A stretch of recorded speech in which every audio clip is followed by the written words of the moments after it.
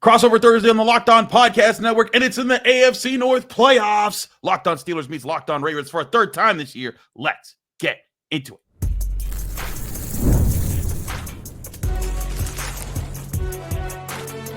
You are Locked On NFL Crossover, part of the Locked On Podcast Network. Your team every day.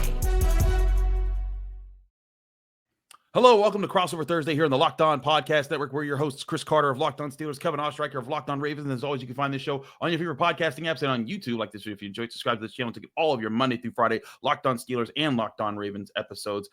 We are your team every day. And today's episode, as always, Crossover Thursday episodes are sponsored by Prize Picks. Go to prizepicks.com/LockedOnNFL. Use code R lowercase LockedOnNFL, and you'll win $50 instantly when you play just $5. That's at Prize Picks. Run your game. Kevin, we said we might be doing this again, and here we are, covering Steelers Ravens in the playoffs. The first time since 2014, actually. Kind of crazy to think about that, but it's always legendary when the Steelers and Ravens clash, and this looks like to be another one of those. Yeah, you take the Steelers-Ravens craziness that seems to happen every time these two teams play. You take the AFC North craziness that happens whenever two teams in this division play, and then you throw all the playoff uncertainty and all the craziness that can happen in the postseason.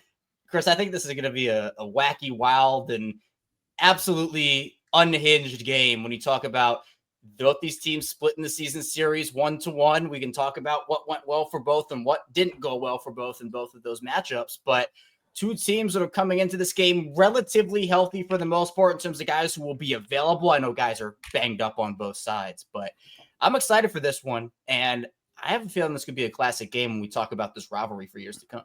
I agree. I think it's going to be along those pace. I want to talk about, though, to start, Kevin, something that gets talked about a lot in Pittsburgh by people who don't want Lamar Jackson to be one of the best quarterbacks of all time, even though I think he's putting him, he's in this generation's talk. I think that if he keeps on the pace that he's been on, he will be in that conversation. But people talk about playoff Lamar, and playoff Lamar, of course, he's had some games where he wasn't at his best, but I think it's been an overstating of things. Granted, yes, when he has started in the playoffs for the Ravens, they've had some rough ones. He lost his first playoff game against the Chargers, then another against the Titans. Then he beat the Titans the next year, lost 3-17 to the Bills. Didn't get to play against the Bengals in 2022. Then last year, whooped up on the Texans and C.J. Stroud, but then lost at home to the Chiefs in what was probably the best chance that this team has had under his watch. Now they're back in the playoffs. Lamar Jackson's in the running for another MVP trophy, but in his playoff record, he has 6 touchdowns to 6 interceptions. He has 3 rushing touchdowns to his name. He's fumbled the ball 6 times in those stretches. Do you feel like the narrative of playoff Lamar is overstated, or do you feel like that's an issue that could poke its head up in this game?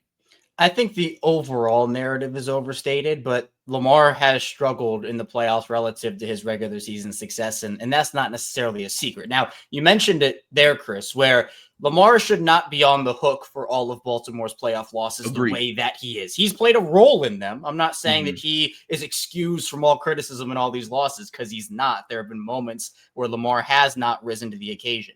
But, for example, in that game against the Chargers, his rookie season, first of all, he was a rookie and he was in an offense that wasn't total. It was a Joe Flacco offense that they were trying to mishmash together for Lamar. And actually, that was a legendary Michael Crabtree game, and they almost came back and beat the Chargers in that game. The Tennessee game, Lamar threw the ball 59 times, and that's an issue in itself because the Ravens got there by being the best rushing team in NFL history. They got punched in the mouth by Tennessee, and I more so blame that on the coaching staff failing to adjust, and there were like 7 drops in that game. It was really bad. It was bad. And I think both of the interceptions that he threw in that game bounced off of the hands of Mark Andrews. I remember that game explicitly. And Mark was injured, and coming back from injury in that game clearly was not himself. On one of those plays, he just couldn't jump up and get the ball, and would have been a lot different, I feel like, if he was healthy. But of course, those are the nuances you have to deal with in the NFL. Then he beats the Titans. He gets revenge in Tennessee. That was a great game from Lamar, not necessarily from a stats perspective, but from an impact perspective. Buffalo, that was a rough one for Lamar. He got injured in that game, threw the pick 6 in the Bills' red zone, which would have maybe turned the tides of that game. I feel like if you were to place blame on Lamar for one of those losses, the Buffalo one might be that one. But then you talk about last year's run, he beat up on the Texans. Yeah, he was did. a really good Texans team that was young. That was their thing. They were good, but they were young. And so Lamar was able to take advantage of that. Then the Kansas City game, yeah, he had a couple of bad throws, couple of bad mistakes, the interception and triple coverage, certainly on him.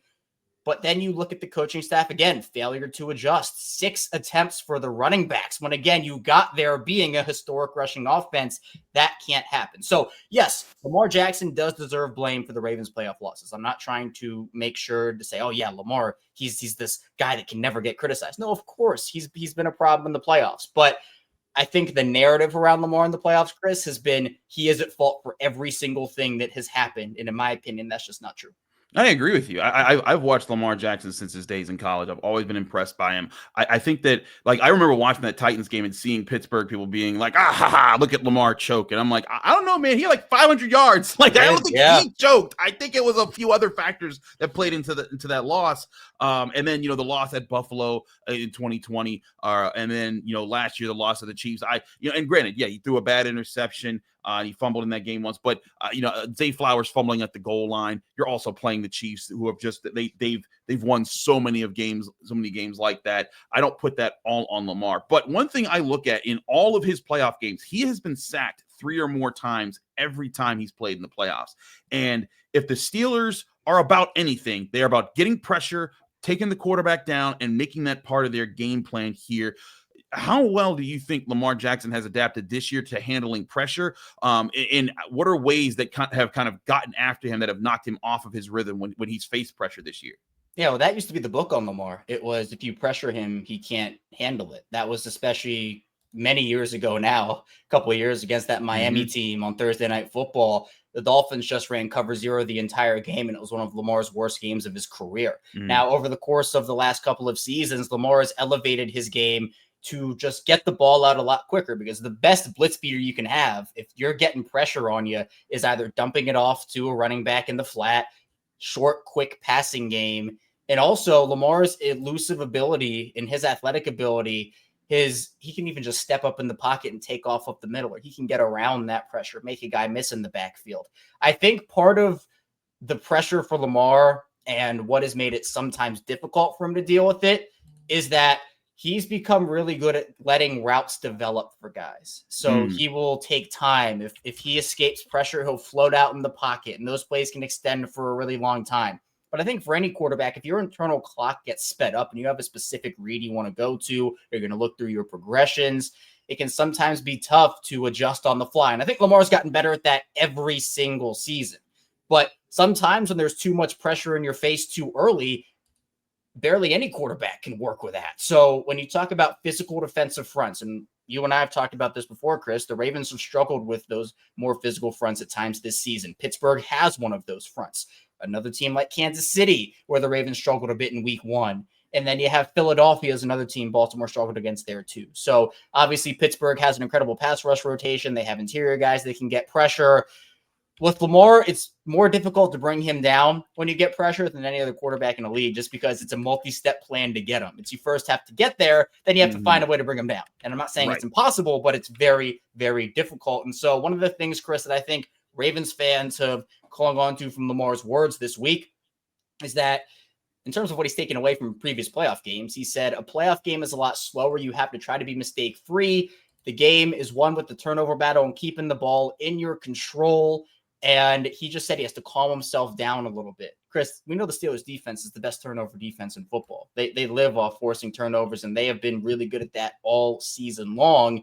And when we talk about the two teams facing off in the regular season, the team that won the turnover battle won the game in both games. And now I will be honest, I've never seen a team have as good a fumble luck as the Ravens had in that second matchup. Felt like the Ravens were getting all the balls bouncing back their way except for one. You can't rely on that if you're the Ravens, because you have to clean that up. But Pittsburgh was going to go for the ball, going to try to force it out. And I think for Lamar, it's just a matter of him adjusting to the pressure, both from Pittsburgh and just the playoff atmosphere, and making sure that they just play their game and don't get off of it, because that's one of the biggest things that have held Baltimore back this year.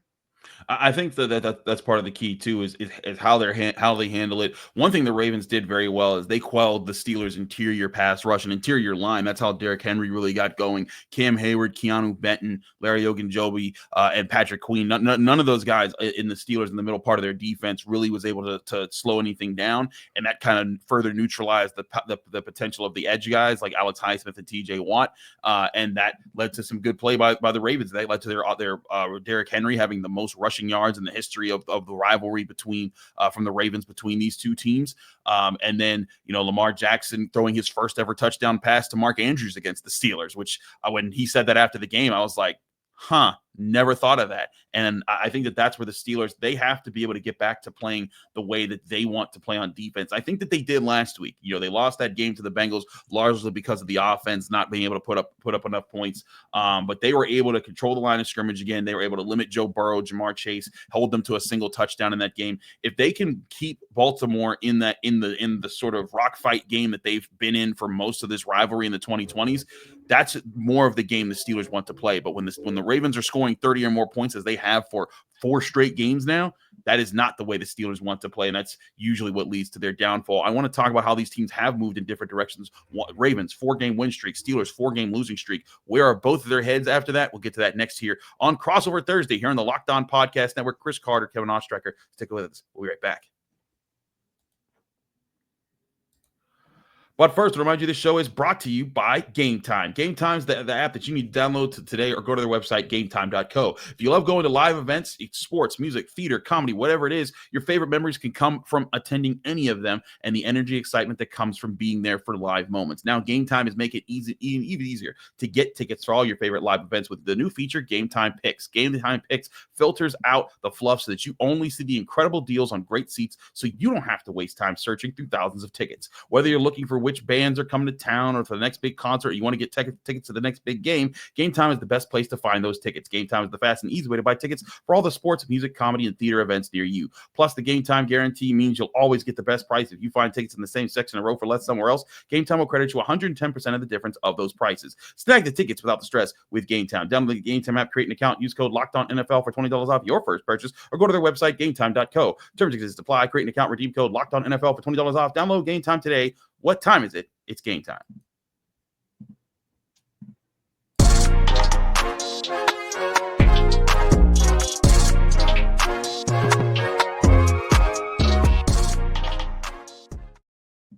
Back here on Crossover Thursday here in the Locked On Podcast Network, Chris Carter, Kevin Oestreicher, talking Steelers, Ravens in the playoffs wild card round. All right, Kevin, these two teams have very different approaches to where they're coming from heading into this game. The Steelers clinched the playoffs about a month ago and then lost every game since. The Ravens needed to go on a win streak to be able to win the division. They did, and now they head into the playoffs on a 4-game win streak at home as AFC North champions.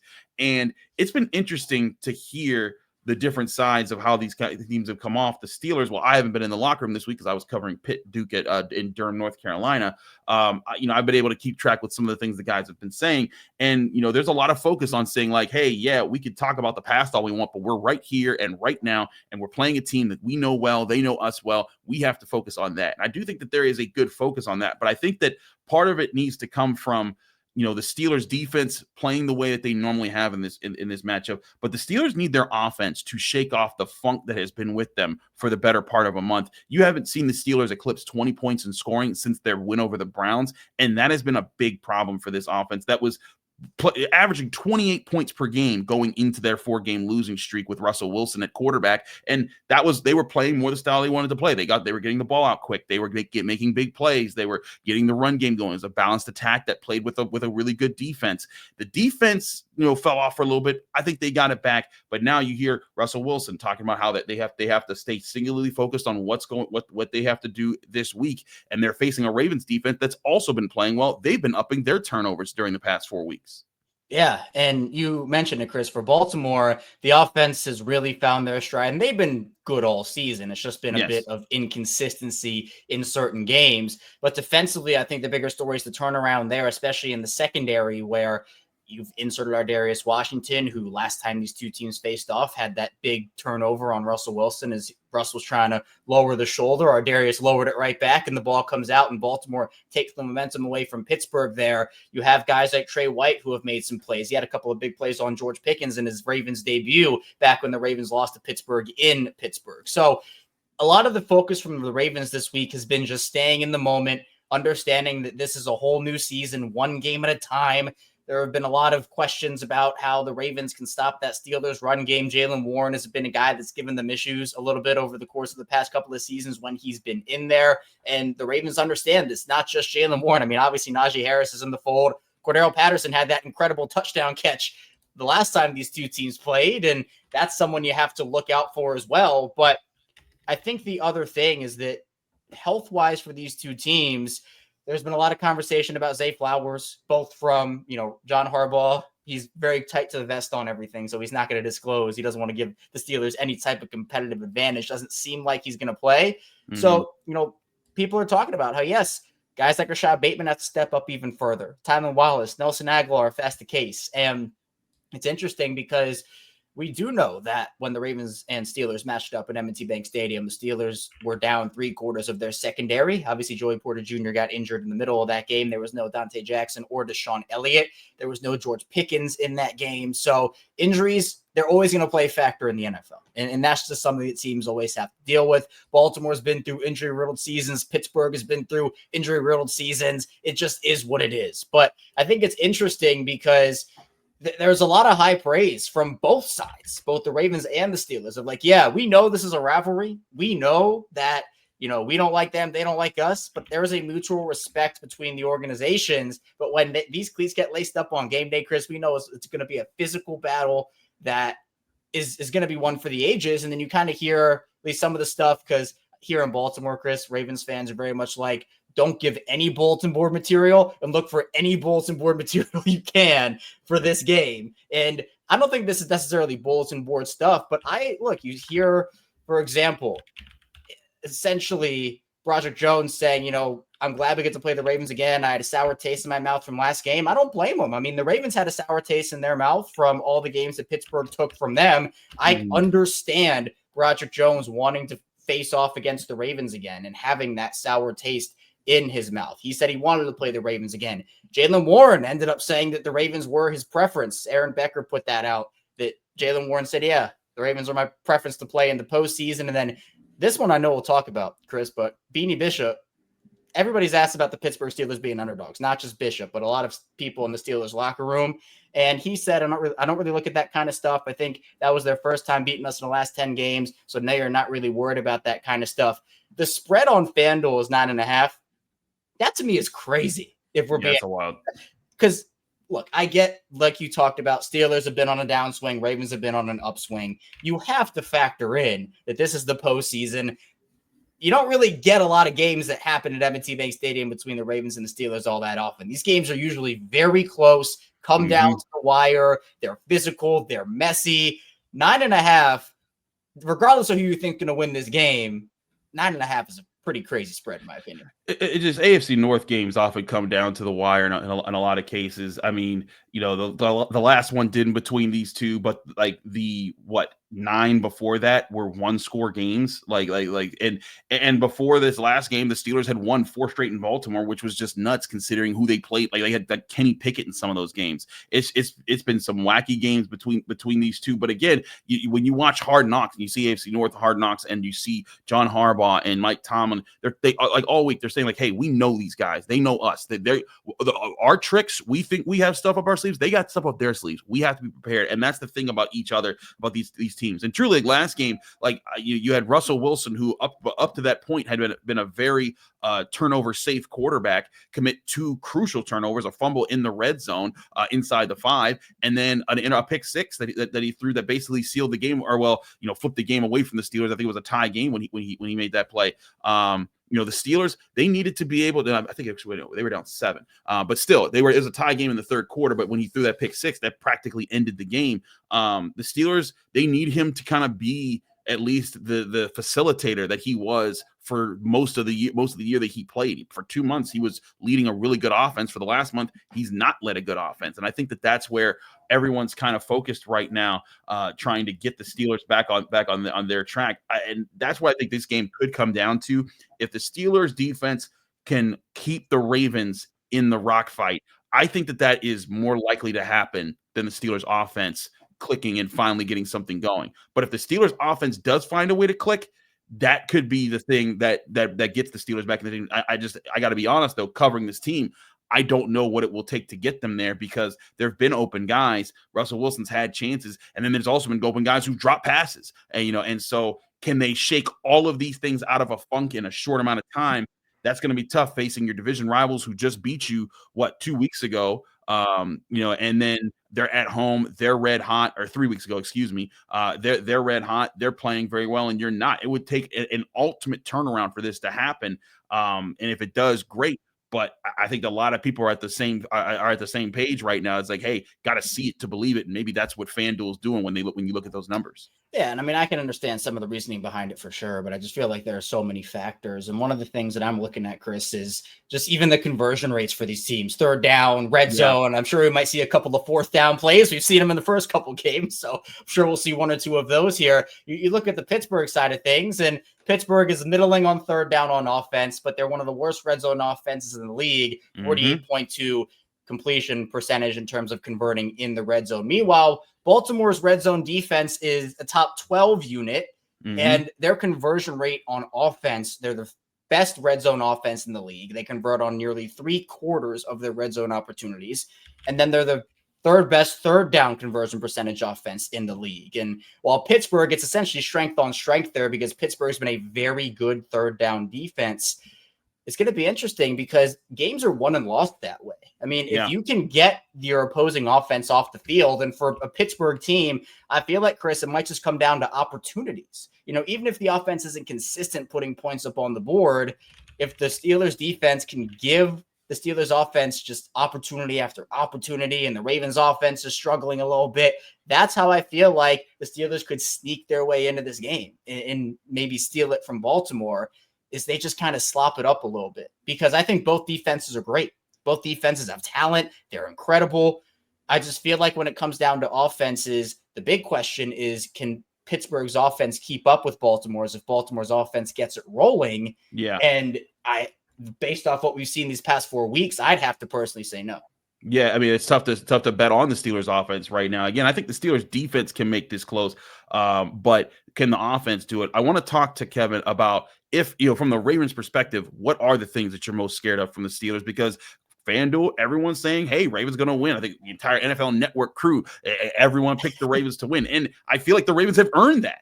But what can the Steelers do? We'll talk about that next here on Crossover Thursday here on the Locked On Podcast Network. Chris Carter, Kevin Oestreicher, stick with us. We'll be right back.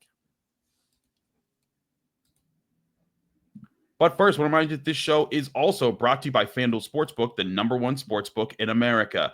From big upsets to game-winning drives, the NFL playoffs are better with FanDuel because they're America's #1 sportsbook. Right now, new customers can bet $5 and get $200 in bonus bets guaranteed. That's $200 in bonus bets, win or lose, on your first bet of $5 or more. The FanDuel app gives you everything you need for live bets, same-game parlays, and so much more. This week, the Steelers are 9.5-point road underdogs against the Ravens. That's been holding all week. Money line's currently set at the Ravens -590. The Steelers +440, with the over-under sitting steadily at 43.5 points all week long. So where will you put your money in the playoffs? You could start the season with a big return on FanDuel today. Just visit FanDuel.com to join today. And when you do, that's FanDuel.com to get your chance at $200 in bonus bets guaranteed when you make your first bet of $5 or more. Again, that's FanDuel.com to get $200 in bonus bets when you make your first bet of $5 or more. Make every moment more with FanDuel, an official sportsbook partner of the NFL.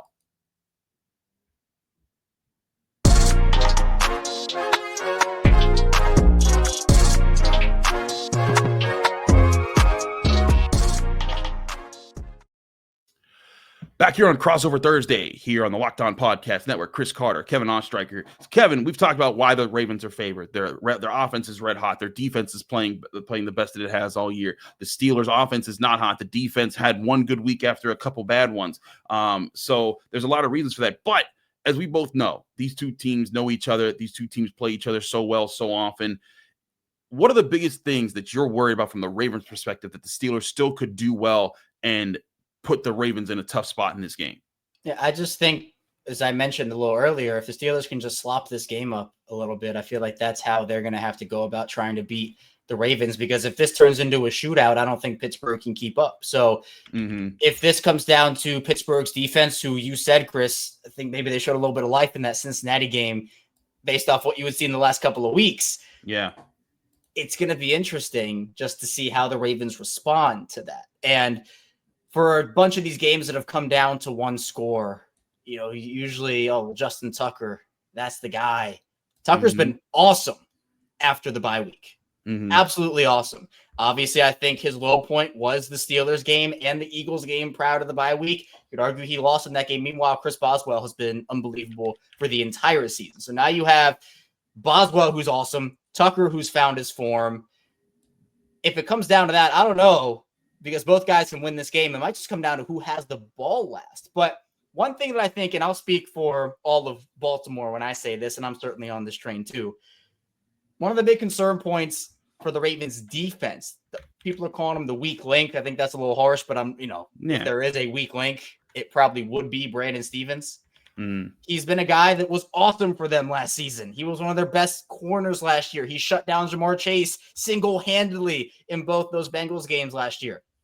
But this year it's been a struggle. One of the things that really has been Brandon Stevens' downfall is he does not turn his head for the ball. He does not know how to locate. He does not know when to get his head around.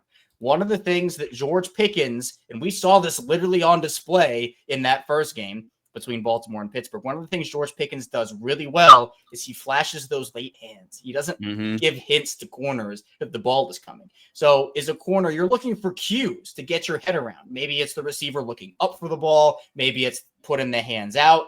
Pickens is really good at disguising that. And so when Pickens flashes his hands right as the ball's in the breadbasket, it gives Stevens no time to even know the ball's on the way. And he's kind of looking around like, wait, when was the ball thrown? And that's been one of the biggest issues for Brandon Stevens this year. There was no George Pickens in the game last time these two teams played. Calvin Austin made a couple of really big catches. You have to worry about a guy like Pat Freiermuth. But then I think the next question for Pittsburgh is who else steps up? Is Mike Williams going to give you something? Is Van Jefferson? I mean, who is it going to be in the Steelers pass offense besides George Pickens, besides Calvin Austin, and besides Pat Freiermuth? Because Baltimore is going to do their best to take away at least two of those options. So you have to be able to do a lot more with your other options if you're the Steelers. It's against the Ravens secondary that has absolutely tightened up over these last 2 months of the season. So I just think it's about Pittsburgh also, their pass rush. I mean, they have a lot of dudes. TJ Watt, I know, suffered the injury and guys are banged up and not healthy as they head into the playoffs. But Alex Highsmith was a guy that didn't face off against Baltimore in one of these games. And you're kind of wondering, like, okay, Pittsburgh has been kind of undermanned in a couple of these matchups. But then again, Baltimore's had their fair share of injuries too. So if the Ravens' offensive line can't perform well, that's a really bad sign for the Ravens. I think it's going to come down to which offensive line performs better, which team makes less mistakes, which team forces more turnovers, and which team commits less penalties. I think those are all golden keys for this game, especially on Baltimore's side, because we've seen them lose games because of each of those reasons.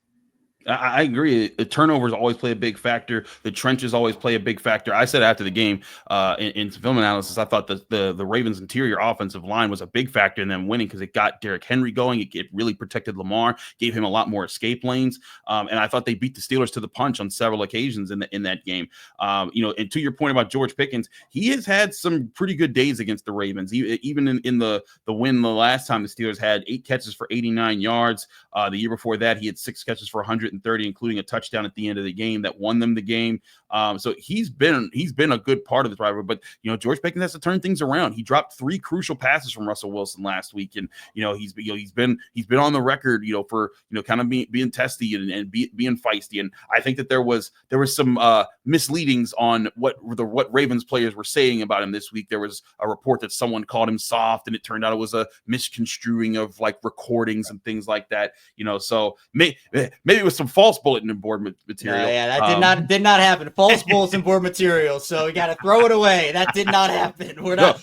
Mike Tomlin's like, no, that was very real, man. What you talking about? They talked about your mama too. Like he's like, look at it. Look. That's what you got to do. You got any means necessary. That's what you got to do in these situations. I agree, but looking at it, like I think that George, like the things that he didn't do in the Bengals game are things that he normally does, and he needs to be able to be a part of this game plan. Just as Pat Fryman does. And I think that Russell Wilson, what he has to get back to doing is taking what's there, and that's the thing about this game. I thought in the Ravens game, outside of his 2 turnovers, he moved the ball with the Steelers. They didn't finish drives, and they made crucial mistakes at crucial parts of the game. That's what he has to get back to seeing the field and taking the right options. Even in the Bengals game, there were times where I think he had the right idea of what was going on, but he would often go to, like, when it was man coverage across the board, he wouldn't go to George Pickens, he wouldn't go to Pat Freiermuth, he'd go to Van Jefferson. And I'm like, Van Jefferson on a short hitch when you got Pat Freiermuth on an out and one-on-one with a linebacker, like that just doesn't seem like the right thing. And I think that's where Russell Wilson has to get back to being locked in to just get the Steelers offense over the hump. The Steelers offense does not need to score 30 points in this game, but they need to score at least 24 and trust that this defense is going to get home, make some plays, get you some turnovers, and you got to finish drives. I think, but like you're saying, just the trends wise, it would take the Steelers flipping a lot of trends in this game for them to pull out a win. So your magic number for Pittsburgh is 24. You think if they can surpass that number, they have a chance, but if they can't, you think they lose? I think if they can get to 24 and the defense plays the way that it has for most of the season, and not like it did for against the Ravens, the Eagles, and the Chiefs. But I think if they play like they did like the first time against the Ravens and how they did for most of the season, the defense will keep the Ravens around 20 points. And if the Steelers get to 24, that's the line I think that this defense can defend. It would also help if this team could get a lead. It has not led a team since their win over the Browns. And I think that's another part of this, is that this defense has been playing from behind for weeks, and it would be nice for them to play with a lead. So the other thing that they need to do is not just score, but score early. And it's something I've talked about all this week, all last week. The Steelers need to stop running on first down guaranteed all the time. Last game against the Bengals, they ran 8 straight times on first down to open the game. You got to come out and make Baltimore think, and while protecting the football. And yes, you're putting more trust in Russell Wilson in doing that, but that's what you brought him here for. That's what you signed him to Pittsburgh for. And you know what? I also think that shouldn't preclude involving Justin Fields, getting him in the works. Arthur Smith did say yesterday at the Steelers facility that, hey, we are pulling out all the stops. We're not no stones being left unturned here. So I would not be shocked if you saw the Steelers pull out a few things that we haven't seen either for a while or at all this season so far.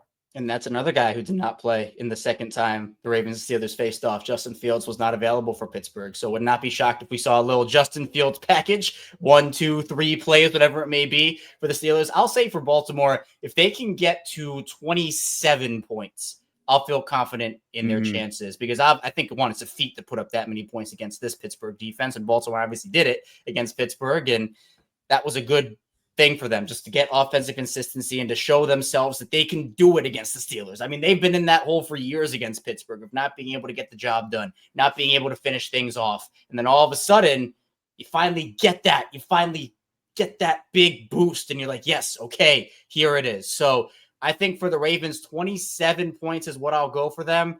And I don't think it's going to be this 9.5 point thing. I think the Ravens will be able to put up some points, but I think the Steelers have a shot to kind of slop it up. So could go either way. Obviously the Ravens are favored because of what they've done over these past 4 weeks and what the Steelers have not done. But regardless, Chris, I think it's going to be a heck of a matchup. I think it will be too. Steelers-Ravens often is, and we will keep you posted here on the Locked On Podcast Network. Chris Carter from Locked On Steelers, Kevin Oestreicher from Locked On Ravens. Be sure to get both of our shows, daily shows, Monday through Friday, breaking down your team, whether it's the Steelers or the Ravens. Kevin, thank you so much for joining us here. As always, let people find you, follow you, and get more of your work.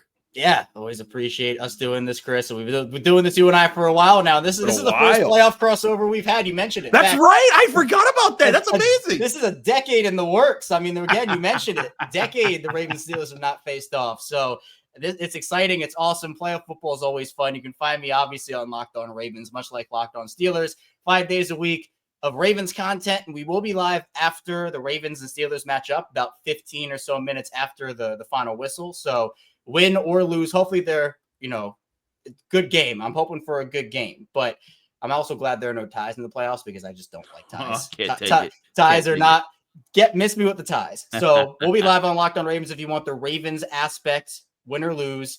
And also you can find me over writing at the Ravens Wire for USA Today. I do some work over at Bleacher Report and also do some work over at the Ryan Rickman Show covering baseball, football, and everything over there.